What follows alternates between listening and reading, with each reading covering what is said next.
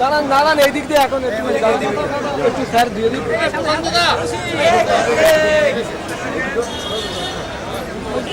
আমি রাইটার্স আছি, একটু পরে কথা বলছি।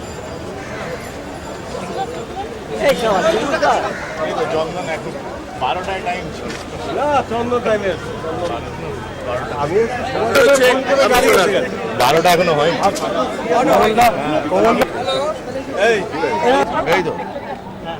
অন্য দেশে এক্সপোর্ট করে দিচ্ছে বেশি দাম পাওয়ার জন্য, বাংলার আমাদের দেশের মানুষ খেতে পাচ্ছে না অগ্নিমূল্য পেঁয়াজের। সেই কারণে আমাদের রাজ্য সরকারের পক্ষ থেকে আমরা সুলভ মূল্যে হর্টিকালচার ডিপার্টমেন্টের উদ্যোগে সুলভ মূল্যে পেঁয়াজ দেওয়া হচ্ছে। 36 টাকা কিলো, 18 টাকা 500 করে, এক একজনকে 500 করে পেঁয়াজ দেওয়া হচ্ছে 20টা জায়গায় রাজ্যে। চেষ্টা করছি মানুষকে রিলিফ দেওয়ার, চেষ্টা করছি। এর আগে তো কখনো কোনো সরকার ডিসিশন নেয়নি, মুখ্যমন্ত্রীর উদ্যোগে আমরা মানুষকে রিলিফ দেওয়ার চেষ্টা করছি।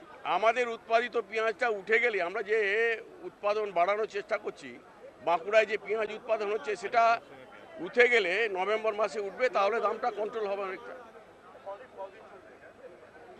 আমরা পেঁয়াজটা আমাদের মাননীয় মুখ্যমন্ত্রীর নির্দেশ যে আমাদেরকে স্বাবলম্বী হতে পারে, আমাদের অন্য রাজ্যের ওপর আমরা কেন নির্ভর করব, আমাদের উৎপাদন বাড়াতে হবে, তার পরিকল্পনা চলছে, কাজও চলছে।